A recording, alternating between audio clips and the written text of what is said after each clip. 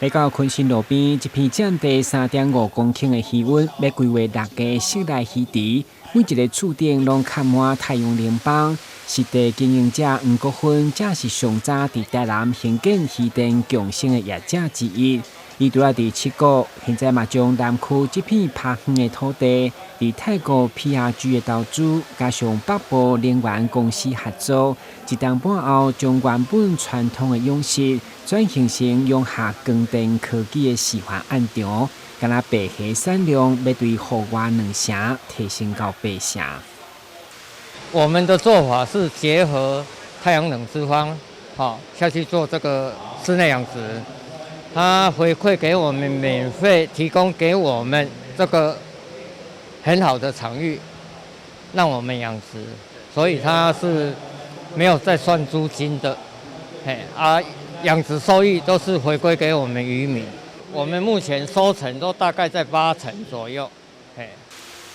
业者拄放虾苗2礼拜，不过3个月后18尾到1台斤的成绩，一档可望有将近8万尾的产量。当然以渔业为主，伫光电的加持以后，一档会当有520万度电，平均是电方1500户家庭一档的用电量，节能减碳效益相当可观。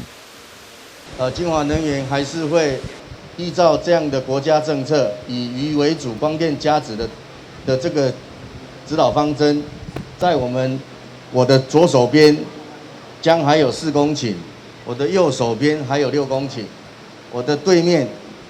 还有大概4公顷左右的这个示范案场，我们会继续的为渔电共生国家政策做出绵薄的贡献。2、3年前，永续户听到渔电共生并无都接受，不过推动能源转型的多元利用，将土地活化兼顾产业的发展，包括政府甲学术界拢强调，已经是永续行动的重要方向。土地，尤其农地农用的原则之下，如何兼顾到土地的多元利用，同时兼顾到养殖、生态跟绿能的发展，这是很重要的目标。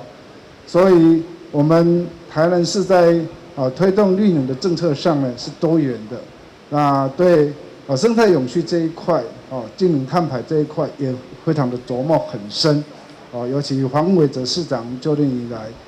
这个方面的绩效都非常的卓著。藉由这样子的一个复合性的方式，未来我们还会再积极推动相关的研发 IMPA 多层次的养殖方式，来协助养殖业者提高单位面积的产值还有产量。通过这样子的方式，我们希望能带入更多的年轻学子，可以投入现场水产养殖的产业。